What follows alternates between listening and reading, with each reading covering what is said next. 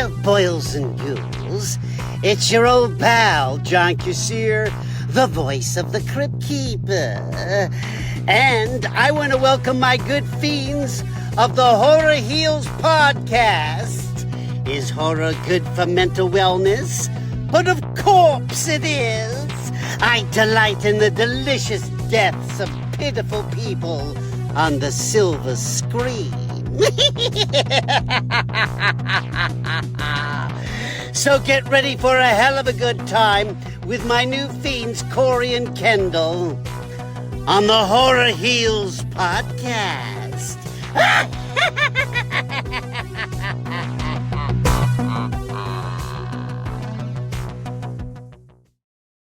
Welcome back, friends, to another episode of Horror Heals. Today, we've got a guest who, if you're a fan of 80s cult classics, probably needs no introduction. He's the man behind Rudy the Clown from the legendary Killer Klowns from Outer Space. But that's just the tip of the colorful, creative iceberg. Harrod Blank is not only a horror icon, but also a filmmaker, artist, and visionary behind the incredible Art Car World Museum. We're about to dive into his world of creativity, clown, and yes, even a 31 years long in the making documentary on Burning Man. Woof! All right, let's talk clowns. Harrod, welcome to the Horror Heals podcast. Thank you. So we met briefly at a horror convention earlier this year, and first thing, I think that your marketing postcards are some of the better done that I've seen. So kudos to that. You know, I'm a marketer by trade, so I do pick up on those things. Oh, good. Thank you. And so my first question is, what is your theory on how this crazy 1980s clown movie continues to grow in popularity year after year? I mean, it's bigger than it's ever been. Okay, I've actually been trying to figure that out myself. Every time I do one of these horror conventions, I think, is this going to be the last one? Is the notoriety and interest in this movie going to stop or drop? And it's actually the opposite. And I keep wondering, what is it that is driving fans to Killer Klowns from Outer Space? And I see the fans that come up to me that say that they have a tattoo of me on their body, which is my character Rudy. And my first thought is, oh my God, why? why would you have Rudy on your body?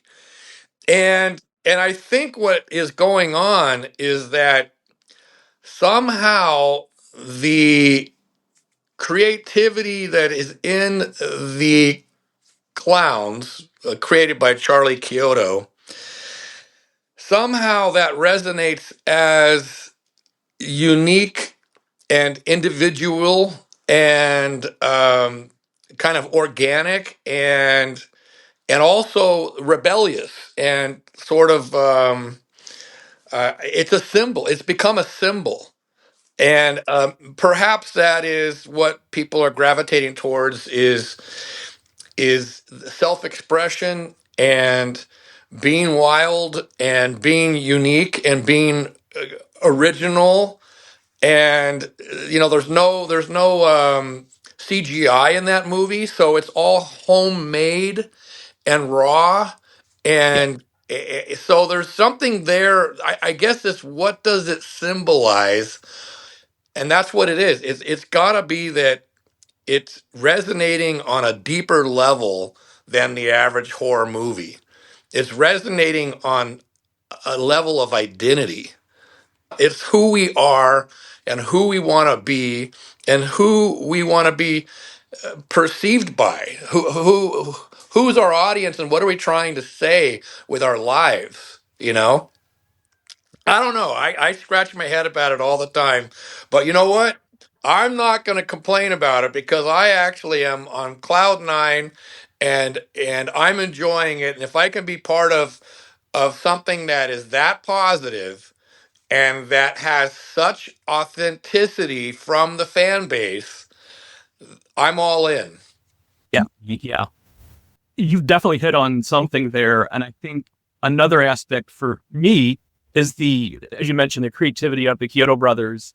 The clowns are all so unique that, you're watching, when you're rewatching the movie, you're rooting for the clowns. You're also rooting for a couple of the humans, but you're rooting for those clowns. You want to see what they're going to do. And just like, another movie that they made, Creatures for Critters, you're rooting for the critters, but you're also kind of rooting for a couple of the humans as well. Maybe it's the human quality that is in the clowns and the sort of like maybe it's like a prankster, like when we're children and we're just kind of being obnoxious and wild. That's the kind of spirit that is in these clowns. Right. Yeah.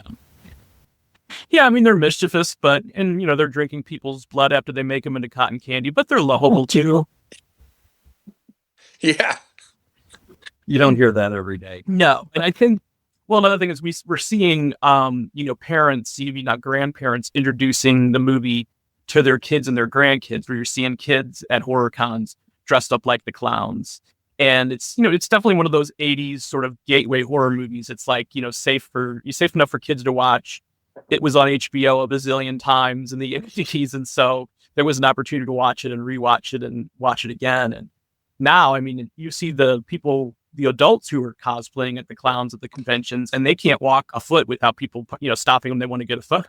I mean, it's just, everybody knows who the Killer Klowns are. Yeah, I'm hoping that they can get a sequel going and that I can have a part in it. That's what I'm hoping for.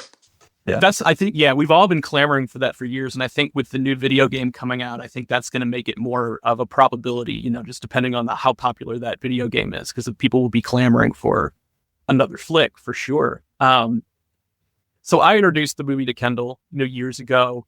And then our cousins we're living in New England and they were living here for a while. And so we were introducing them to horror movies. And so we ended up forming a trivia team, and our team was Killer Klowns from Outer Space. And it was so fun to hear that at the end of the night, like, and the winners tonight from Outer Space. There you go. Yeah. Good job. Yeah, it's funny. We joked when we first formed the team. We wanted an interesting name for the team, and we lost one night, or didn't come in first one night, and we had a different name. And then we tried it one more time with another different name. Didn't win that time. And we joked because the first time we won first place is when we called ourselves the Killer Klowns. And that's when we stuck with it. We were like, well, that's it. That's what we're doing now. I think we still have the gift certificate that we won, because it says, winners are the Killer Klowns. Yeah. There you go. Good. Yeah, it's definitely, the movie's got a special place. Yeah. So, being part of the horror community and being at the conventions, what are some of the things you hear from people when they come up and meet you? Well, you've changed my life. I love you. You're amazing. And I'm like, are you sure? Are you kidding me?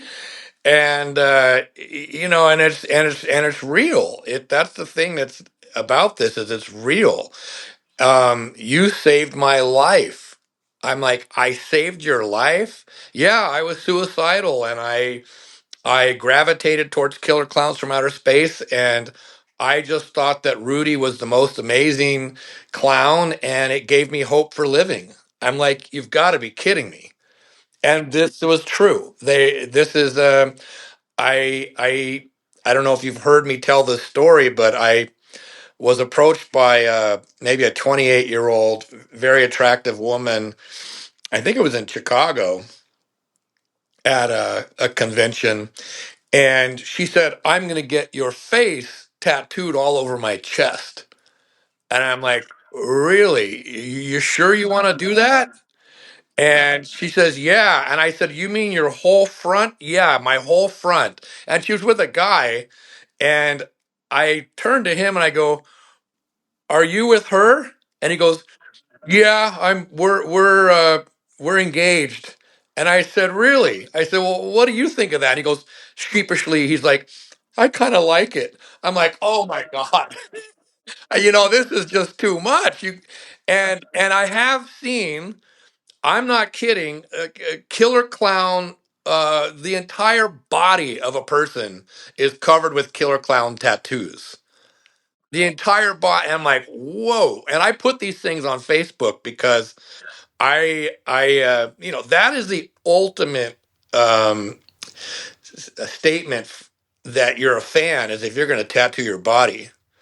Yeah. So, Yeah. I take this pretty seriously, and I always marvel at people's tattoos, and then I think, well, if they're that serious about this movie, then they're like a super fan, and so I mean it's pretty serious. They've said things like the movie gave me the permission to be myself. That's pretty big. That's That's pretty powerful. big Yeah. stuff. So this is the type of stuff that I hear all the time at the conventions. It's not just somebody who's um, just a simple fan. These are people that have been their teenage years and their identity when they're forming their identity. They somehow um, Killer Clowns became it gave them permission to yeah to be themselves, and I guess it's more than that. It even tells them it's not just permission, it's actually encouragement, like go be yourself and do it. I don't know, it's just a weird. I don't think anybody was expecting this type of reaction, but I think that's cumulatively I think that's what has happened um, with the fan base. When you look at the people, they're all so diverse and unique. And yes, there's a lot of tattooed people, but there's all kinds of people expressing themselves in all kinds of ways. And so that's it's kind of cool. Absolutely. So, I mean, you've literally experienced, our theory for this podcast, which is that horror and horror movies and horror culture is really good for our mental wellness and our positivity. Well, if you're feeling like a misfit and you feel like you don't fit in, which is what I was when I was younger, um, having the encouragement to keep going and not worry about what people think is pretty much the backbone of becoming who you are. I think when you're inhibited and you don't feel like it's okay to be yourself and you hide yourself, then you're not really living. You're not being honest with yourself, anyways. So I don't know. I think there's something about it that is refreshing. And you could say in general, the horror films sort of do encourage a person to be um, pretty much whoever they want to be. I mean, you can look at the costumery at these conventions. I mean, it's almost like Mardi Gras or Burning Man, or it's out there. Absolutely, for sure. So, as a filmmaker yourself, do you think there's enough there to make a Killer Klowns documentary about the fandom and the life of this, crazy little movie? Well, if I was a bit younger, I would probably endeavor to do that, but I have so much on my plate right now. I have been documenting this a little bit, but I do think it would be a good subject for a movie. Um, the other thing that's really interesting about this is that there's a lot of artists that come up and show us their portraits that they've done of the clowns, and that's pretty cool too. I mean, if the movie is encouraging people to express themselves, that I like that too. And so I actually collect these artistic renditions that people gift me, and in fact, I have a little exhibit of these artworks on the walls of the Art Car Museum that I'm building here in Arizona. It's called Art Car World. And I have a Killer Clowns exhibit with all this art that people have made. And And that's another part that I would include. And if I was to do a movie on the fandom of these conventions, I would include the artistic expression that people come up with. I mean, it's all over the place, and it's really interesting. Even 5-year-old kids are drawing portraits of the clowns, and I even have those on the wall. I like signing the original artwork because I think that's actually, it makes it even more one of a kind item. I have seen that picture before, so I think maybe there has been, some prints going around. Um, but yeah, I mean, isn't that cool that other people they get turned on enough that they're inspired to do their version of the Killer Clowns. Yeah. That's Yeah. the ultimate. I mean, the ultimate fandom for the Kyoto brothers. I mean, just think how they must be feeling. I mean, every time they turn around, there's somebody loving this movie, and it's the saddest thing is that they just haven't been able to do a sequel. Yeah. We want to touch on the fact that we lived in the Bay Area for almost 10 years, and one of our favorite places on earth. We ended up moving to New England because we found Kendall's birth family here on the East Coast, and so we moved here to be closer to his dad and his brother and sister and their families. But our favorite place in the world is the Bay Area. We'd still be there if we hadn't found my family, I'm sure, but oh well. That's a wonderful piece of my story. How much of your time do you split between there and Arizona? I'm about half and half, more or less. It's I have the same feeling for the Bay Area. I think that it's an amazing place, and the weather's incredible. And the nature's incredible. Like I go hiking a lot. I go to the beach. I do lots of things. And Arizona's amazing as well, but it's a little more rough here, environment wise. It's really really hot in the summers and really kind of cold in the winter. So because we're high desert down here, but yeah, I wear a lot of hats. I do the Killer Clowns thing. I do maybe 4 to 6 conventions a year. And then I do the Art Car Museum, the Art Car World Museum, and I'm working on that constantly. I'm building a gigantic temple slash monument to creativity, which is this gigantic sculpture that's 87 feet tall. And that's kind of my big thing that I'm doing now. And then I'm doing the Burning Man movie, which I've been working on for 31 years. So I'm also a filmmaker, and I just, life is never boring. I mean, I am always moving around, doing the wildest shit, and having such a good time. I mean, to me, my attitude is life is to be lived. So I sometimes don't get enough sleep, and I might complain about it. But ultimately, if I'm not getting enough sleep because I'm working my ass off or because I'm having fun, then what else is there? I mean, that's the way to be for me, in my opinion. So yeah. Well, you've made a couple of auto-themed films. Where did your passion for automobiles come from? Well, I grew up actually on a commune in the Santa Cruz Mountains, and my role in the commune, it was a biodynamic gardening commune, and this is 1970 when my mother and her new boyfriend moved to join a commune, and my role in the commune was to milk the goats. So, as a 7-year-old kid to about 12 years old, I milked the goats in the morning at like 5 a.m., which I absolutely dreaded.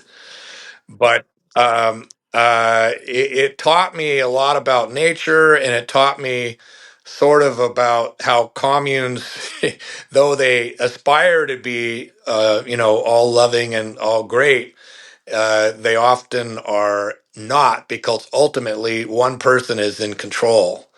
And when there's one person in control, I don't care what it is, you got to play by their rules or you're in trouble. And so, um, But my first car I got when I was 16 years old, and it was a white VW. Now, I was a kind of a wild child up in the forest. So when I went to high school in downtown Santa Cruz, I didn't feel like any the other 16-year-old kids. I just had completely different values, and and I didn't have a lot of friends because I was in the forest. So I spent a lot of time alone in my own head, and I had imaginary friends, and I played basketball against imaginary opponents, and I was really out there. And I was very creative. But when I got my first car, I decided that I needed to make a statement that I wasn't like everybody else, even though I look like everybody else.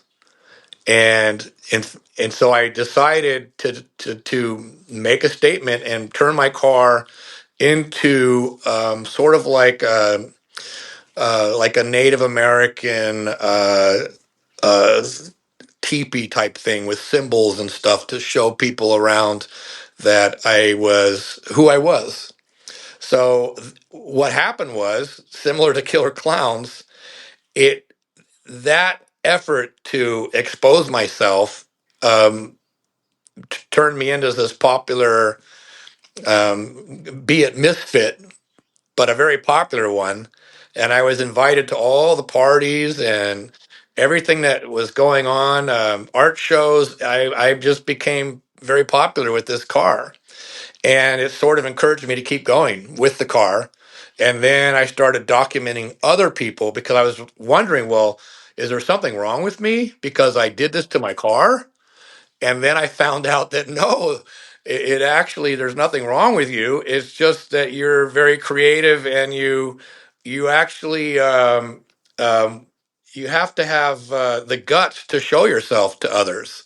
And it's actually admirable, I think, when people do that. So I started filming other people that did art cars. And then when I finished these, I did two art car movies. One's called Wild Wheels, one's called Automorphosis. Automorphosis meaning self change, meaning that when you change your car and you make it what you want it to be, it then changes you. And so then you have this relationship with your community that is very interesting and very lively. You go to the Safeway or the supermarket to get groceries, and people are going to know you because of your car. I mean, that's crazy. And but unlike a tattoo, you can get away from the car. It does its magic over there, and you can go in Safeway and be anonymous. When you get tattoos, you're no longer anonymous. So that's why I think the tattoo thing is really powerful and really interesting. And I think you will see that a lot of these people that go to the conventions are owning up to themselves and to what they believe in by tattooing their body with, be it horror film iconography or what have you. I mean, the tattoos tell a story. The tattoos tell a story about their values, about what they love, what they like, and it's interesting. But anyways, back to the art car thing. There is a similarity between the art cars and tattoos. That's why I bring it up. But then I got into Burning Man in 1993. I went to Burning Man for the first time, and I was blown away by just the amount of creativity and people doing stuff, people making art and expressing themselves. And it got me turned on to start making a documentary. So I've been filming Burning Man since 1993 every year. And That's now I'm going to do like a 5-part series. Very cool. that's wild. I did not know that you had been doing that. That's really fascinating. You'll have to keep us in the loop as to the progress, because that sounds like it's going to be a wild ride. Yeah, it is. It is. And you'll see the evolution of the event, and you'll see the art. I mean, I kind of focused on the art and self-expression and evolution, and yeah, How those many hours of themes. footage are you working with? Oh, it's so big I can't even watch it once. It'll take me 3 or 4 months to watch it once. Wow. Yeah, That's going to be yeah, a challenge to yeah, yeah. And I Very cool. wore I wore my Killer Klowns a costume um, a year before last, and that was really fun. Oh, that, yeah. Do you have any photos of that? I do somewhere. I do somewhere. I'd have to dig them up. Love to see that. Yeah, that would be very cool to share with folks. Awesome. Well, you just this conversation I think has been very inspirational. I'm looking forward to getting it out there because everything you're talking about is this, we believe in the same stuff. It's creativity and art can be so powerful and life changing. So thank you for being so open about that. Sure. Yeah. Well, I'm living it. I'm it like I said, if you drive an art car, you are owning up to that car. You have to be responsible to your beliefs, and you're going to be challenged on your beliefs. You're going to be called freak. You're going to be called weird. You're going to be called all kinds of names. But that's why I say when you own up to it, and then you can, you're responsible for who you are. And I'm going to say that there's all kinds of people that do this. There's even political art cars. There's more personal art cars. There's cars that are cathartic, that are about transformation, about a person who maybe started out with being depressed, and they, by doing the art car, they come out ahead and actually happier for it, and then they don't need that car anymore because they healed. So there's all kinds of reasons for it, but you'd be surprised how much pressure there is in our world not to express yourself. Oh, So that's what you're going up against. You're going up against anonymity. Anonymity is what they tell you as children that you should be. You should be anonymous. And so I think that just makes the world boring.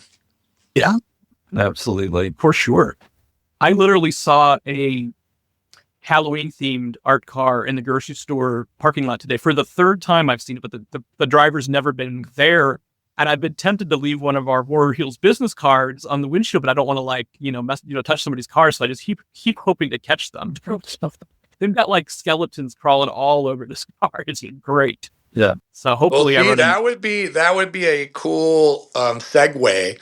Like if you put your card on their windshield and you say, "Hey, we'd love to talk to you about your car," and then you can piggyback off of this interview, and boom, you have an because I don't know this person, I don't think, um, but I do know art cars in your area, and in fact, his name is Howard Davis.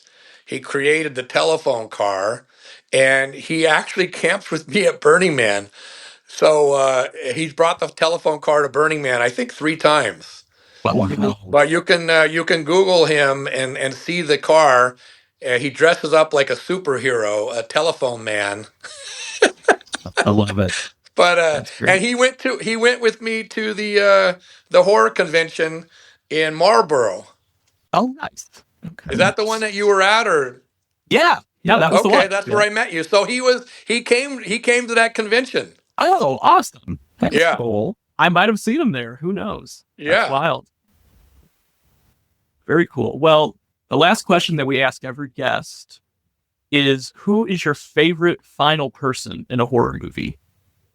We don't like to say final girl because we want to keep it open to everybody. Yeah. You mean a person that lives? Yeah. Yes. Yeah. Um. hmm. Well, now here's an ironic thing for you. Even though I'm a horror film, I guess you could call star. Um, I'm not a big horror film guy. Like I just don't see a lot of horror films, which is interesting. And I think you'll find that a lot of the people that are in horror films are actually not up on the genre as much as they should be. Now, what's also been very interesting for me is meeting the other horror film stars and finding out that they are just like me in that they did these horror films, but then they have this whole other life and passion, and they're very, very interesting. So if I was to do a documentary about the horror convention scene, I would also probably feature some of the horror stars and capture what else they do in their life, because it's just fascinating. I mean, you would think that some of these killers are just brazen, horrible, cold people, but quite the contrary. They're just like you and me, and they're very interesting. So I've been having a great time meeting these other actors and actresses and directors and just the whole thing is just so positive, I have to say. And I'm generalizing, but the whole horror scene is just, it's amazing. It's very creative, very creative. Yeah. Yes. Yeah, I think that's why we're drawn to it. It's as you said, it's super positive. It's amazingly creative. It's great for our mental wellness. It's like when I'm at one of those conventions, I'm in my happy place. It's like euphoria the entire time I'm there. Yeah, I'll ditto that. Awesome. Well, we so appreciate you taking your time to speak with us, and definitely keep us in the loop on the Burning Man stuff. Yeah. Okay, all right. Harrod, this has been a blast. From Rudy the Clown to art cars to a monumental Burning Man project, your story is a testament to living creatively and authentically. Your journey shows us that whether it's through horror art or a wild art car, self-expression is a powerful form of healing. We can't wait to see what's next for you, and you better believe we'll be keeping an eye on that Burning Man documentary. Thanks so much for joining us. And to our listeners, if you loved today's episode, don't forget to like, share, and subscribe. And remember, when someone asks, is horror good for mental wellness? You tell them, of course it is. The Horror Heals podcast is produced and presented by How the Cow Ate the Cabbage, LLC.